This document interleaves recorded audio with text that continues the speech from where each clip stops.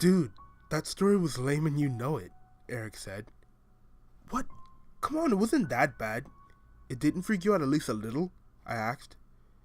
Jeremy, we're in the woods, in the middle of the night, and I didn't even feel a shiver run down my spine. That's how not scary that story was, Susan said. You're one to talk, Sam said. The story you told sounds like something they would have shown on Goosebumps. Susan made a pouty face and asked, Okay, who's next? Only the new guys left, I said. It's not the new guy, Susan said. His name's Isaac. Not to be a jerk or anything, Eric said, but we've been doing Scary Story Sundays since we were in middle school, and this is our last one since we're about to graduate, and now you decided to bring a new person? Don't be like that, Eric, Susan replied. Throughout middle school, you couldn't have found bigger horror nerds than the four of us. I thought it'd be nice to add an extra person for our last get-together. Plus, he knows just as much about horror as we do, if not more. He's bound to have a good story. Whatever, Eric said.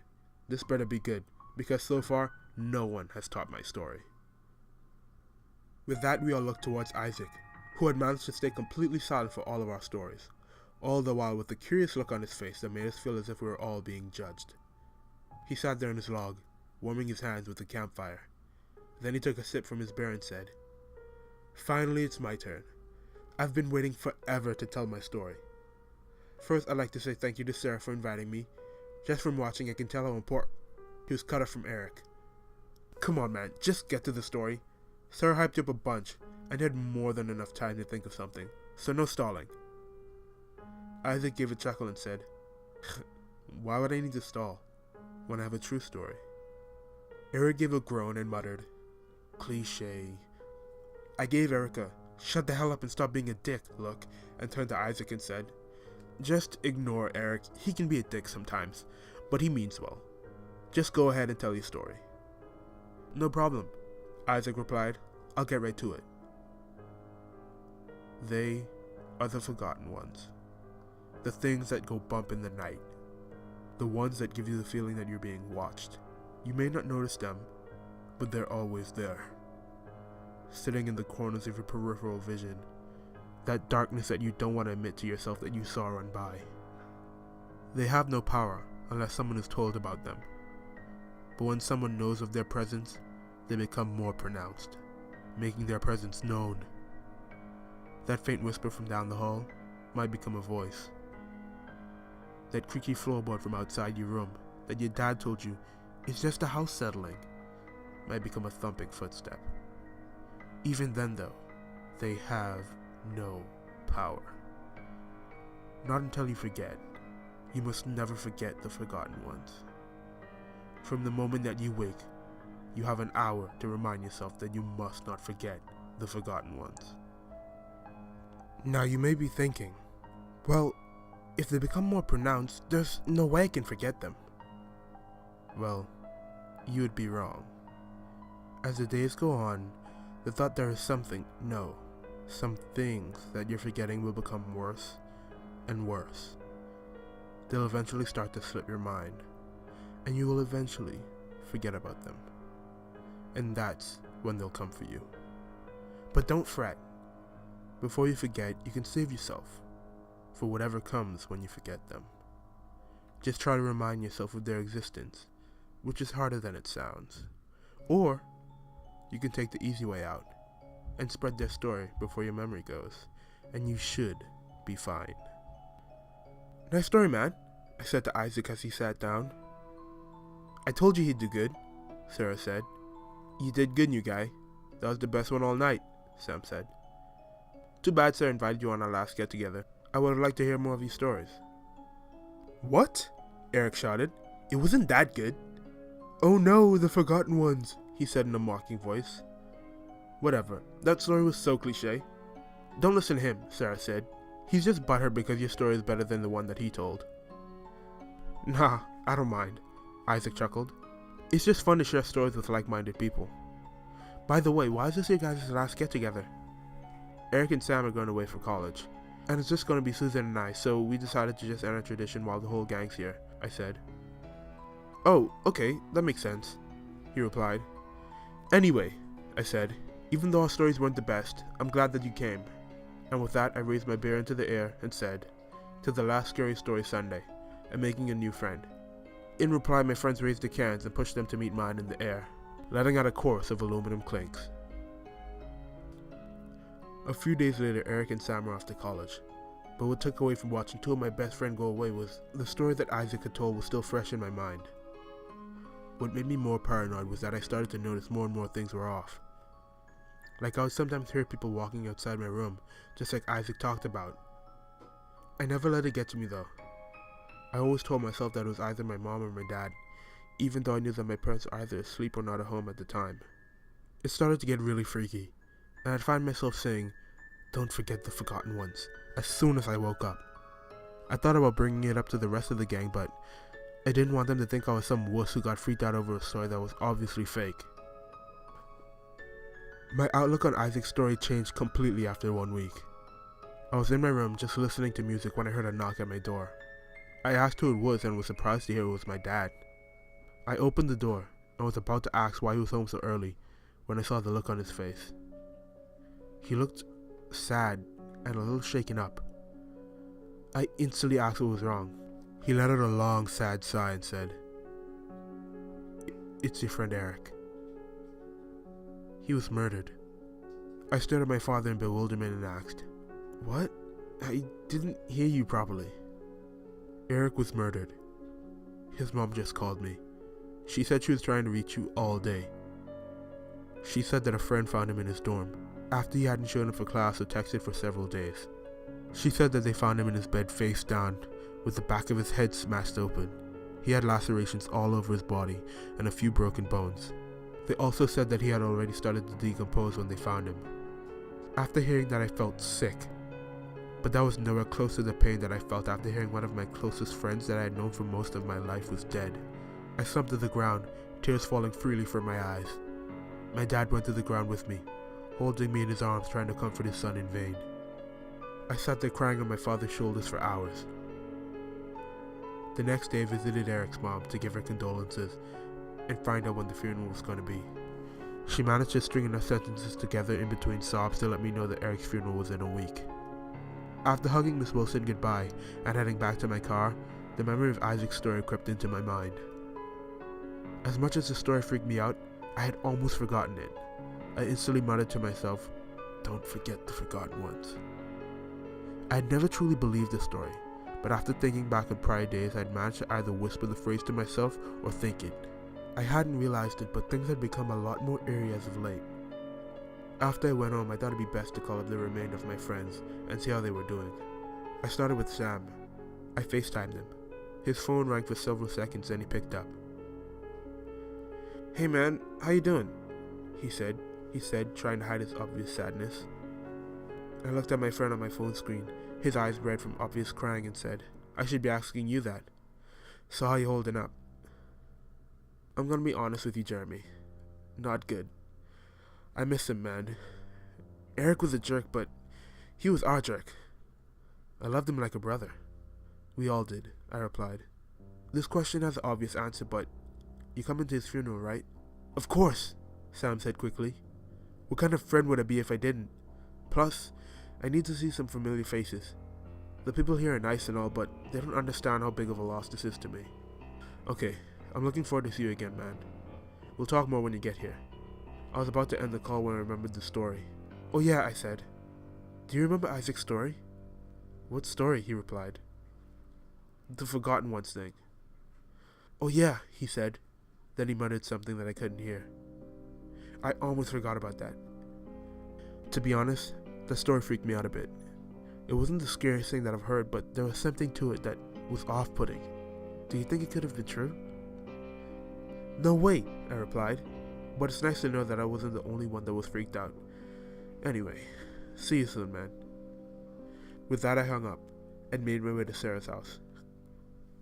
When I got to Sarah's place, I was shocked to see what I found. She opened the door and she was in shambles. Her hair looked unkempt, and her eyes were just like Sam's, bloodshot from obvious crying.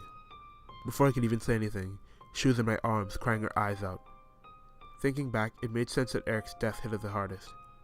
She had known him longer than both Sam and I, and they were so close they were practically siblings. Seeing her so distraught almost made me cry, but I knew if I did it would just make it harder on her. After she calmed down a bit, the first thing she said to me was, "I think the story was true." Ever since Isaac told us, I've been hearing a bunch of freaky noises around my house, and I've been seeing dark shadows in my peripheral vision. And now Eric's dead. I sat there on the couch trying to find the words to make her think otherwise, but before I could, she continued. I tried to talk to Isaac, but he doesn't answer any of my calls. And when I go to his house, he acts as if he isn't home. And I know he's there because I see him around town. And when he sees me, he just avoids eye contact and speed walks away. One time he even broke into a full sprint. Forget about Isaac. He isn't our concern right now. How are you holding up? I asked. I knew the answer was not good. Sarah's house was in shambles. Things were strewn all over the place, and her dishes were stacked high. I don't know. I can't wrap my head around him being gone. And mixed out with how paranoid I've been lately, she gestured to her messy house.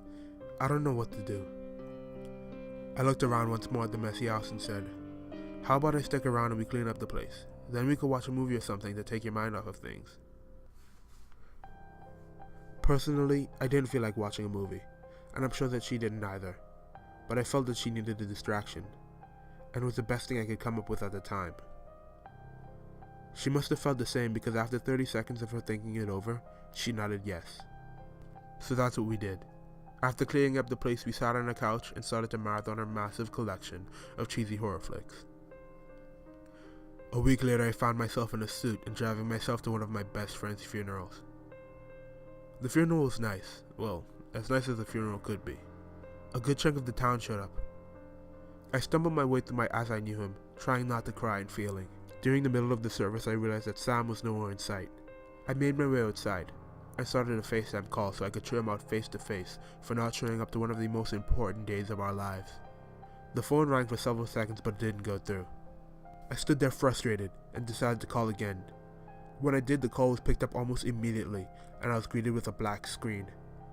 I was about to say something when the black image moved and a little light came into frame. I then realized that Sam had his phone really close to something, and then I asked, "What the hell are you doing, Sam?" In response, the camera moved back more and something filled my phone screen. It was Sam.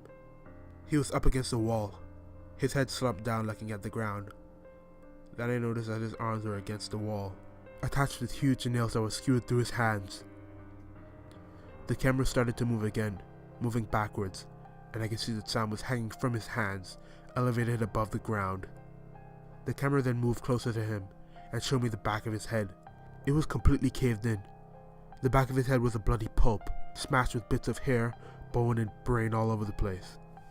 I stood there in the church parking lot, frozen from the image in front of me, when I heard a raspy hiss of a voice say in a whisper from the speakers on my phone, "He has forgotten us." I let out a scream that would leave my throat in pain for a week and dropped my phone. Everyone that was in the church rushed outside to see what was going on, and I told them what I had seen. We got a report from the police later on saying that they found Sam just as I had described. There was no fingerprints to be found, and there was no sign of forced entry to his room. After Sam's funeral, I completely believed that the story was true, and I thought it was best to give Isaac a little visit. I pulled up to his house and saw that the lights were still on, and I knew that he was home. Learning from what Sarah told me, I decided that I'd just wait for him to come outside. 4 hours later, I was just about to bang on his door when he came outside with a bag of trash. I opened my car door and started to make my way across the street. As soon as he saw me, he got a shocked expression and turned to run inside. I chased him down and got halfway inside his house as soon as he started to close the door. Pushing the door open with fury and sadness of losing two of my best friends, I got inside. With a panic look on his face, Isaac said with a shaky voice, "Hey man, long time no see." Not even bothering to give a response to his pathetic words, I lunged at him, swinging my fists in utter fury. In no time, I was on top of him, swinging my fist wildly, smashing his stupid face. Within the second punch, he was bleeding, his crimson blood splattering my fist and face. After hearing the satisfying crunch of his broken nose, I finally asked him in a snarl, "Why did you do this to us?" "I've seen what those things do to people that forget," he whimpered. "My memory isn't all that good to begin with, and I needed an out. so you and your friends were the perfect group. I figured at least one of you would forget. Hearing that made me want to kill the pathetic waste, but I turned on my heels and started to walk away while saying, "Call the cops. I know you will anyway. It's probably for the best. I'm so mad right now I could kill you. But that'd make me just like you, sentencing people to death without a second thought." As I walked away, I heard him say through his broken teeth, "Nah, I'm not calling the cops. You'll forget eventually, and then they'll get you." After a few days, I realized how hard it was to remember the forgotten ones, and setting alarms and leaving notes for myself wasn't cutting it. I called up Sarah, who was doing better at this point, and told her the plan I had come up with. We would both get tattoos on our arms, so that every time we looked at them we would remember. She'd made a promise to herself that she'd never put this curse on anyone, so the tattoo was her best option. So later that day we both met up at the tattoo shop and sat down in the chair so that we could get our reminders inked on our bodies. When the tattoo guy asked why we picked "Don't Forget the Forgotten," we both just told him that we lost a bet. It was obvious he didn't believe us, but he put the needle to our skin anyway. Sarah and I never moved out of town, and we eventually got married, both of us being connected by more than just our vows. In the news I heard that Isaac was murdered, after he was mugged and decided to fight back. I shouldn't feel bad for the guy, but after the years I found a way that some would forgive him for what he did to us. Sarah and I had many years of happy marriage, with 3 kids to accompany us. Sadly though, my beloved Sarah passed away about a month ago. But it makes me happy to know that she went peacefully in her sleep, and that those bastards didn't get her in the end. To this day, my kids and grandkids still ask me what my tattoos mean, but I've never told them, and I hope that they never find this. Nowadays, things don't seem to be working in my favor. I went to the doctor the other day, and I was told that I was developing dementia. And lately I've been finding it very hard to remember simple things, and I know that one day, I'll run out of time to say those words that'll save my life. And the bastard forgottens know it too. They started to show themselves to me lately, and each one of them always sports a wide, toothy, eager smile. And I know, if I don't tell my story, they will get me in the end. I am so sorry to the persons that hear this, but until my last breath, those bastards won't lay a finger on me. And I'll go knowing that I beat them and Isaac. Hello once again, and thank you for listening to my latest story. I hope that you couldn't tell, but I'm pretty sick and my nose is pretty clogged. I hope that didn't take away from you enjoying the video though. I'm sorry for the late upload, but I have school and I was procrastinating a lot, so I didn't get to record. Other than that, I hope that you liked my story, so please, don't forget to hit that subscribe button, and hit that like button. Share the video so that you can help my channel grow. It would be greatly appreciated. Anyway, that's it for me today. I hope that you liked the story, and please, don't forget to come back next time, when I bring you another terrifying tale from a world much like your own.